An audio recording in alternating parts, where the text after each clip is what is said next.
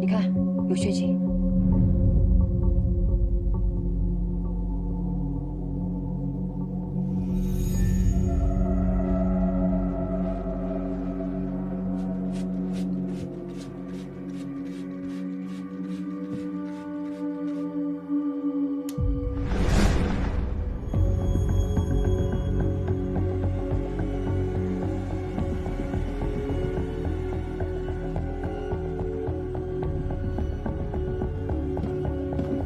朱队有发现，洗手间里也发现了大量擦拭过的血迹，这会不会就是胡杰遇害的第一现场？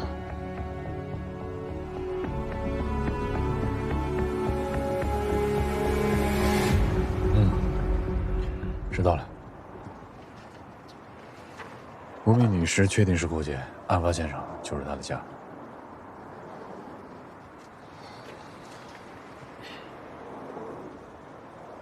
当年案子的资料已经申请转到我们这边来调查了。根据小西找到的资料，胡杰现在就是一个专职的画家。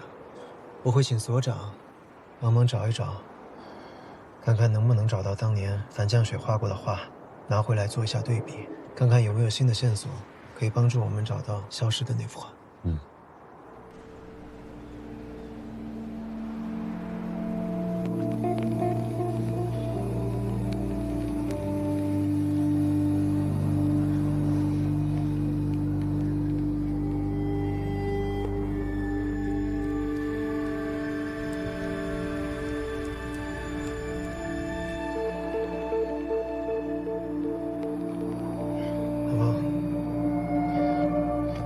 杀死李一奇的凶手找到了？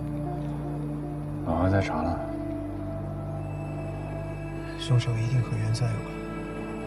我们是警察，需要证据。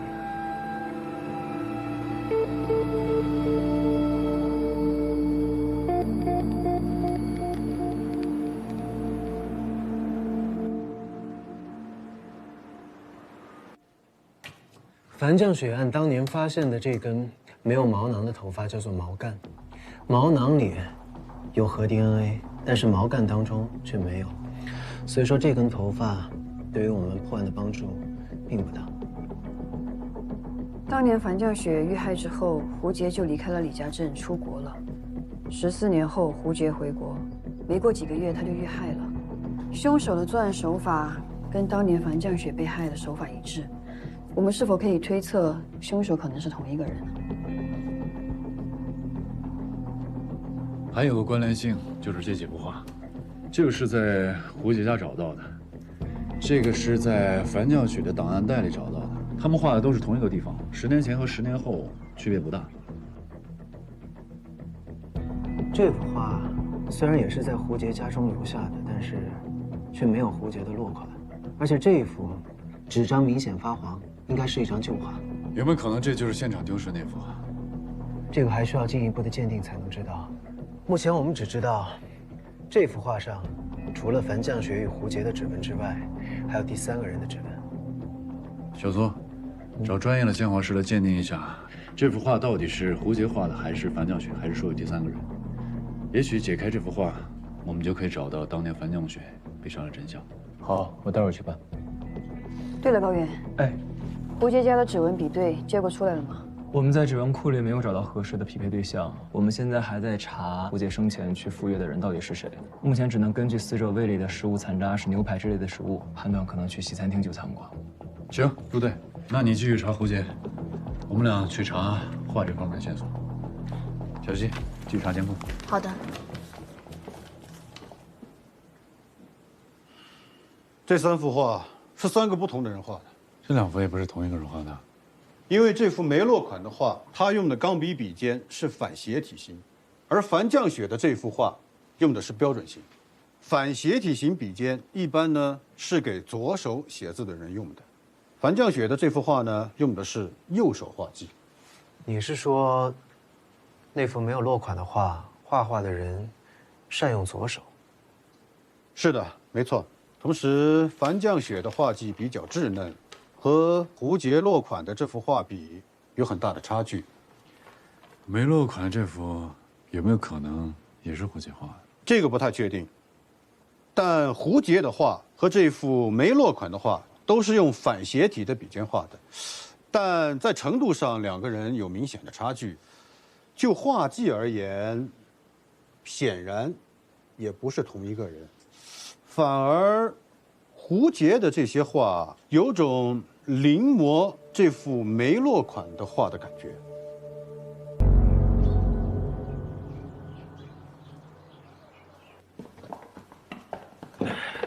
凶手把尸体藏在标本里，标本室很有可能就是第一现场。如果凶手真的在这杀人，那后山被扒开的铁网呢，就有可能是凶手逃走的地方。还没有找到他的头颅吗？已经派人去搜了。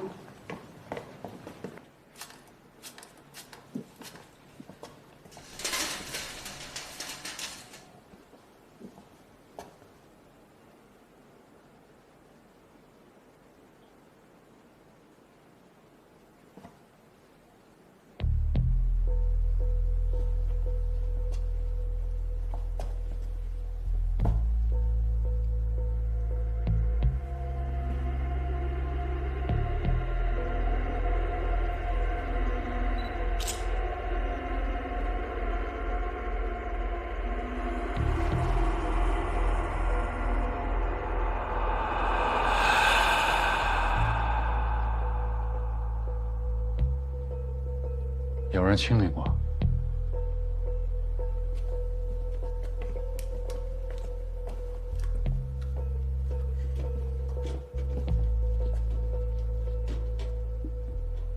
来。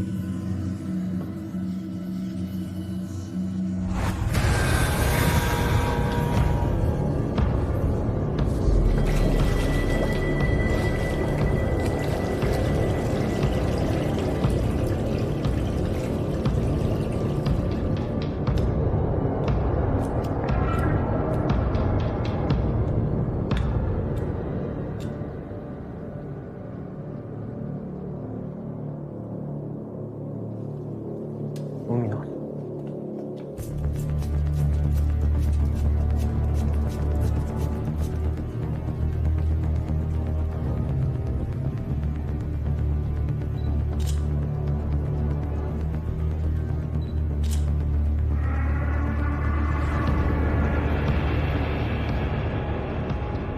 这很可能是分尸的第一现场。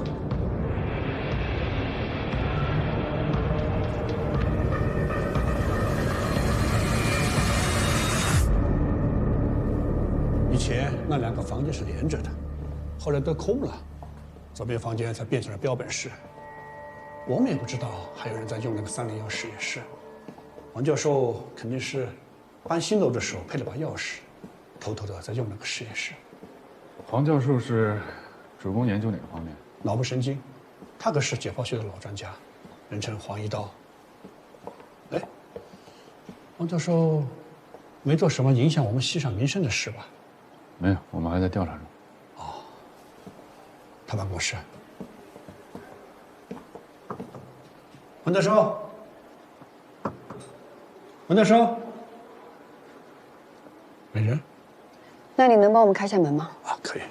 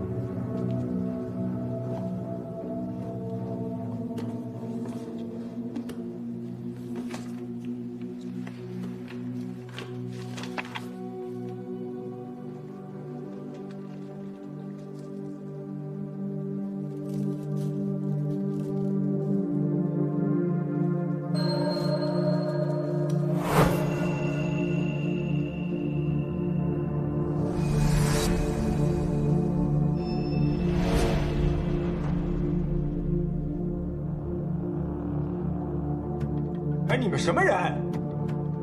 进我的办公室干什么？公安、警察，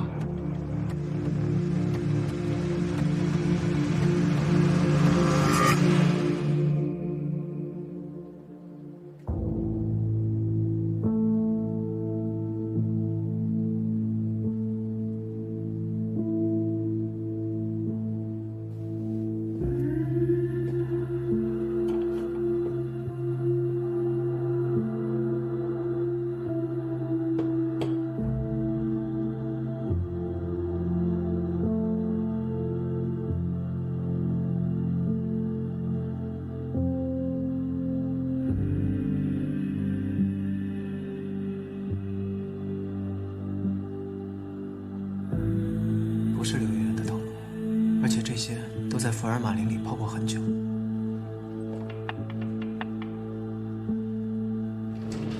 齐主任，韩队跟祝队想知道你这儿有比对结果了吗？没有发现被害人的头颅。大队那边在后山和标本室有没有什么新的发现？还没有。不过带回来一个人。是301室的黄教授吗？是。他们在哪儿？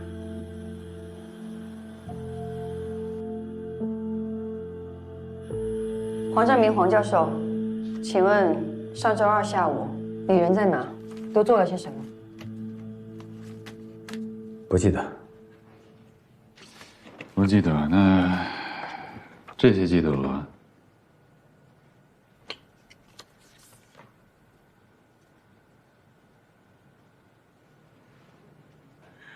既然被你们发现了，那我认错。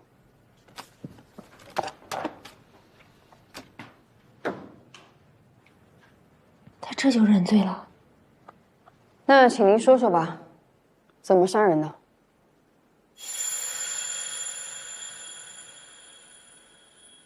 杀人？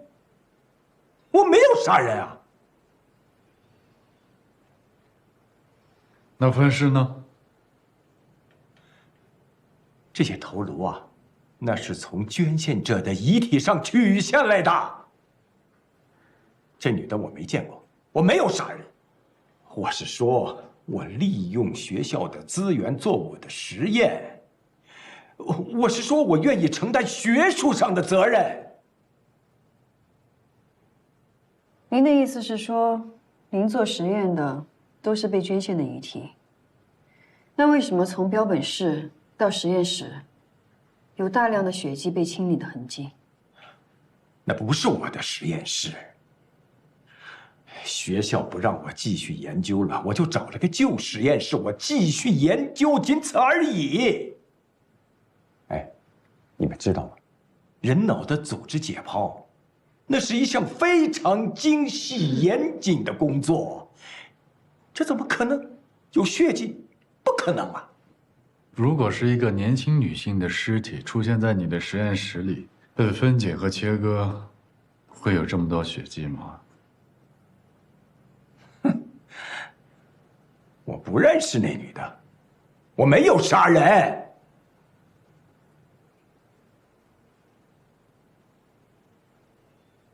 行，那我们换个问题，你在办公室是怎么吃饭的？随便，外卖是吧？对，在手机上刷到什么吃什么。这个外卖单上有日期，从8月31号到9月15号这些天，你连续在春季菜馆点餐。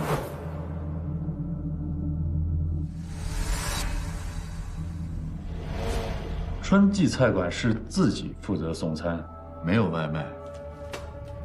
这个是春季菜馆的员工。9月16号他失踪以后，你就再也没有点过这家餐厅的餐，这个你怎么解释？我嫌在手机上选来选去的麻烦，它耽误时间，我就选中一家饭馆吃饭，有问题吗？况且那送饭的，我都一直让他摆在门外，至今是谁送来的我都不知道。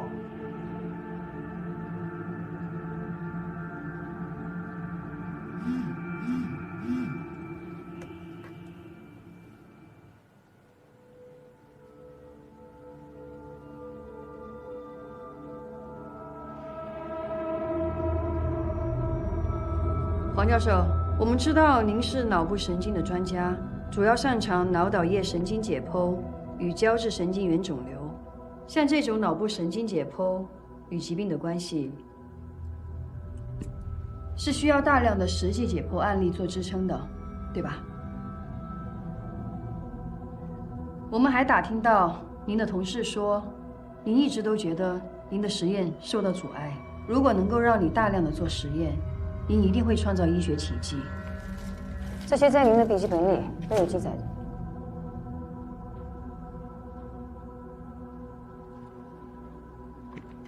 所以你是想用刘媛媛做活体实验，然后不小心把她给杀了，然后把她头颅藏起来，再四处抛尸，混淆我们，对吗？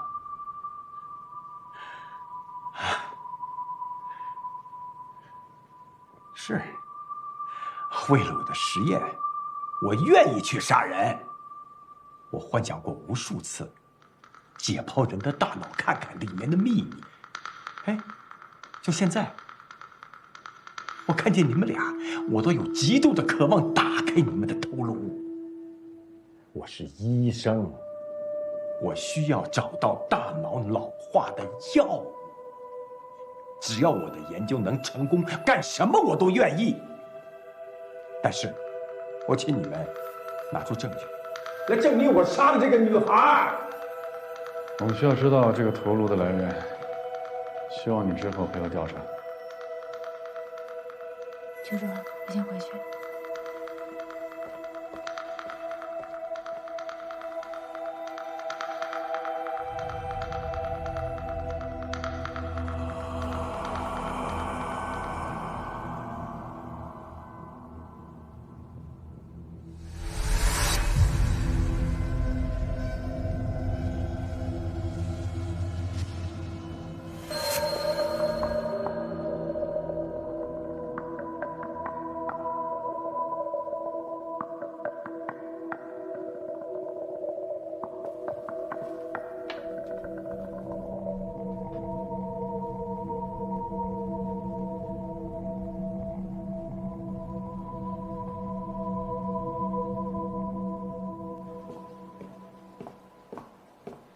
韩芳，这块表我借李明带过，这个刻字就是李明刻的。你醒醒，不是所有人都和原钻有关。现在最重要的任务是找到杀害刘媛媛的凶手。你做好你的工作。韩芳，做好你自己的工作。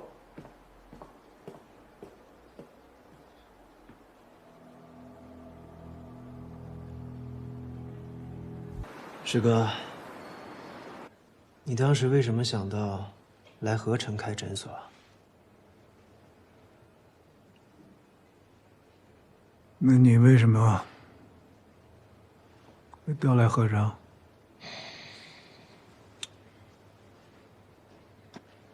你知道为什么？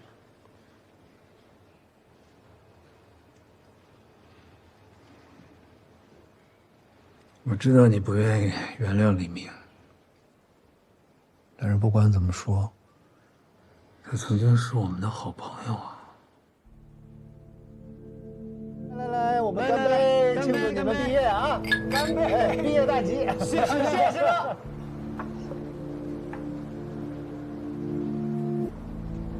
哎呦，子晴，哎，你毕业了以后，真的要当法医吗？对呀，我呀，还是希望可以替死者找出真相。行了吧你，我真不知道他怎么想的。哎，你怎么就那么喜欢跟死人打交道呢？像我这样不好吗？边考研，边搞科研。哎，我跟你们说啊，江城医大最近在研制一种新药，如果研制成功了，不知道能拯救多少人的命呢。你们呀，都是有理想、有抱负的人。来，为了理想，来，为了理想，为理想干杯！干杯！干杯！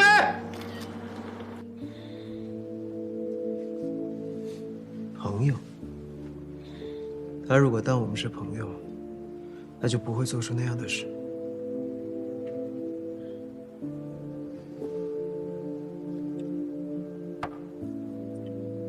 人啊，都会变的。他会变，你会变，我也会变。他只不过忘记了当初要救人的理想，走上了一条不归的路。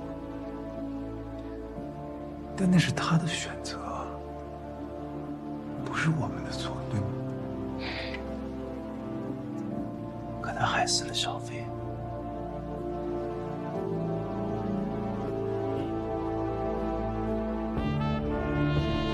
你知道我做心理医生这么久，最害怕碰到什么样的病人？就是明明知道自己不肯醒来，但是执着着不愿意相信的那种。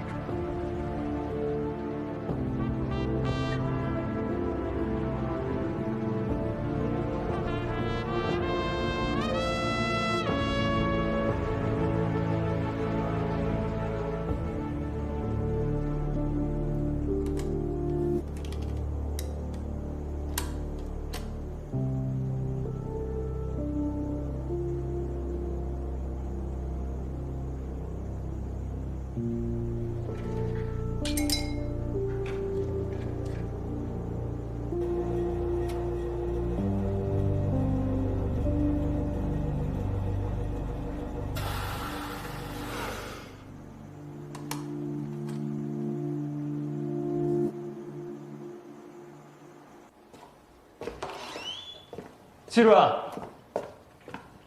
李一奇还有李淑田的体内药物成分比对结果出来了，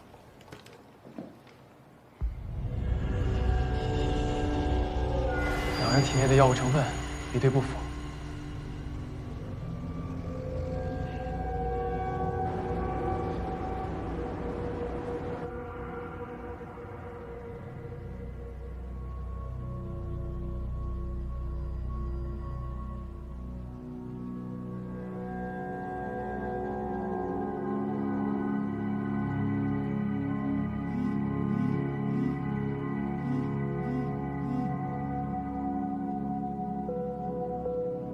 喂，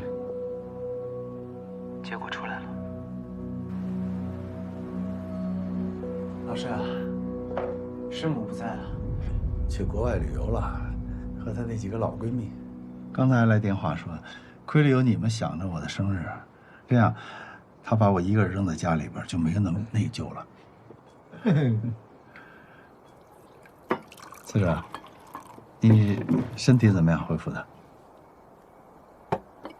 已经痊愈了，谢谢老师关心。我一直想再去看看你，可是，哎，老师，您别这么说。李明的事儿，您确实不太方便。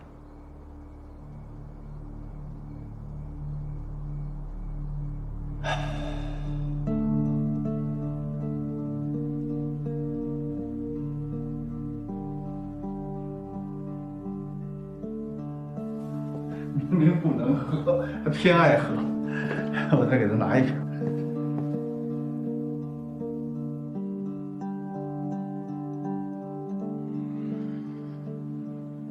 老师，以前我过生日都是你们3个一起，现在少了一个。这个李明啊，太让我失望了。就算他搭上了自己的命，也换不回你女朋友。我怎么教出这么一个学生啊？老师，您认为李明当年配制的毒品配方有可能外流吗？外流了？不会啊。可当年出事的时候，实验室的每一个人都被调查过呀，也包括我。大家都表示说很惊讶，就看他每天忙忙叨叨的了。哦，原来他在忙这个事儿。那要这样，那得好好查呀，查清楚了比较好。老师，您支持我查下去？我从小看你长大的，我还不了解你啊。就算我不支持，只要你心里有疑惑，还不是要一查到底？查，要查，只有尽力了，才知道自己做的对还是不对。老师，谢谢你。不过，如果最后的答案不是你想要的，你同样要接受。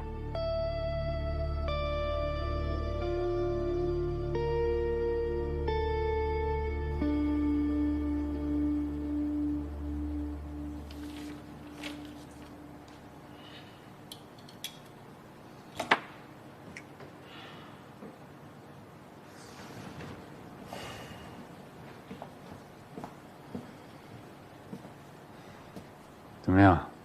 那具骨头有什么发现吗？在解剖室，走吧。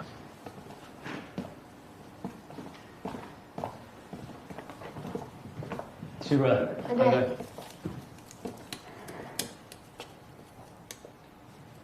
这些骨头是来自于多个受害者吧？没错，左股骨和右股骨不是一个人，左臂骨和右臂骨也不是同一个人，四肢和骨盆不匹配，胸椎连颈椎也不匹配，手骨、足骨都不是同一个人，而且颅骨缺失。大概多少个人？这至少是10个人的骨头。死了10个人。这个和上次发现那个骨头是一样的处理手法吗？骨头表面都有分权树枝，而且这些骨头都没有自然侵蚀的痕迹，也没有自然白骨化的迹象，应该是有人人为剔除了骨头表面的皮肉组织。现在的检验结果上显示，是用酸洗的方式剔除了骨头上的皮肉组织。那 DNA 呢？有提取可以对比的对象吗？提取不出来，和上次一样。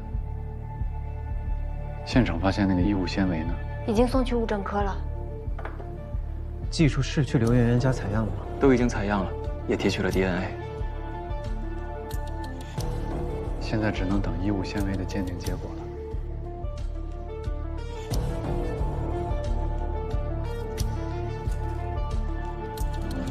判队，结果出来了。我们一共查到了2组 DNA， 其中一组样本比较多的，确定是刘媛媛本人的，而另外一组样本比较少，我们猜测应该是少量接触过衣服的人留下来的。会不会是其中一个受害者的？齐主任还没有从骨头中提取到可以对比的 DNA。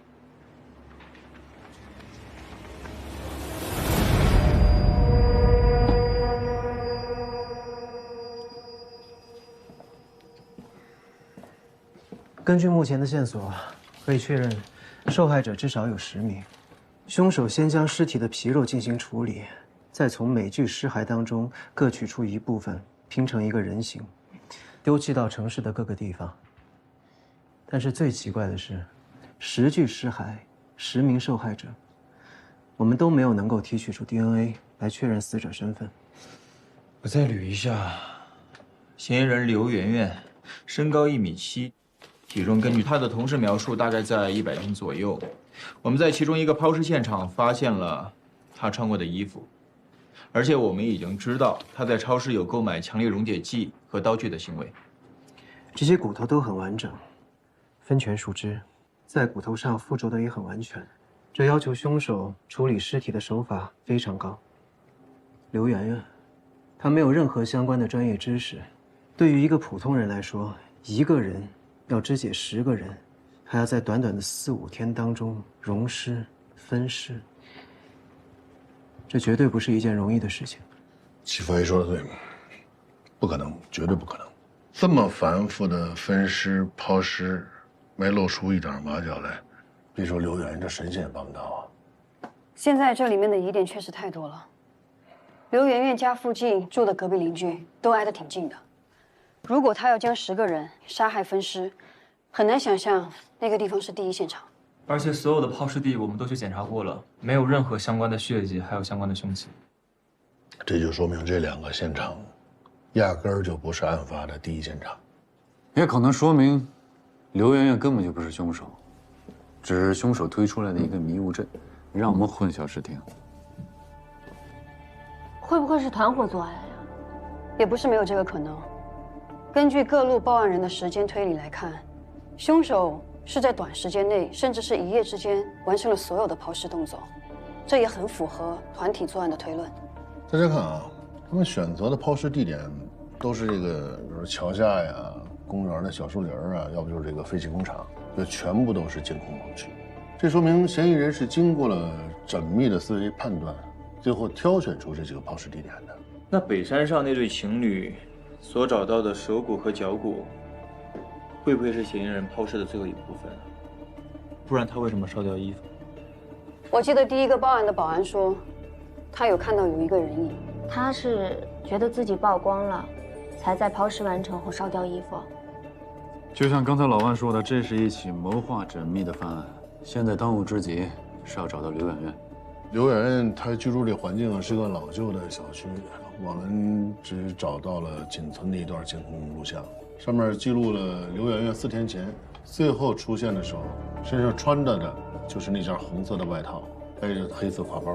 刘媛媛在监控中消失的尽头呢是个小巷，巷子后边呢就是夜市，夜市里边没有监控探头，夜市里边很多个出口，这些出口呢连通的大路上都是有监控探头。如果我们想找到刘媛媛最后的影像信息，这个排查工作难度太大了。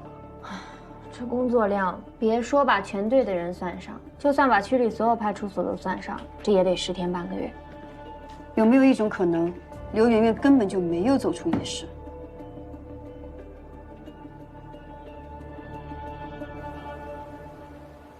鉴于案子的性质非常恶劣，局里决定成立专案组，集中力量侦破此案。为了提高时效，局里决定齐思哲加入专案组，协助你们工作。是。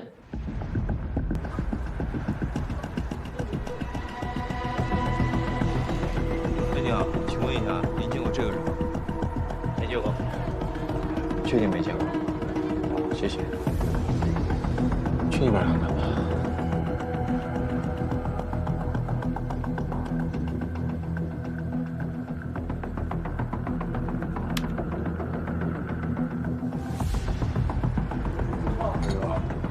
这人见过吗？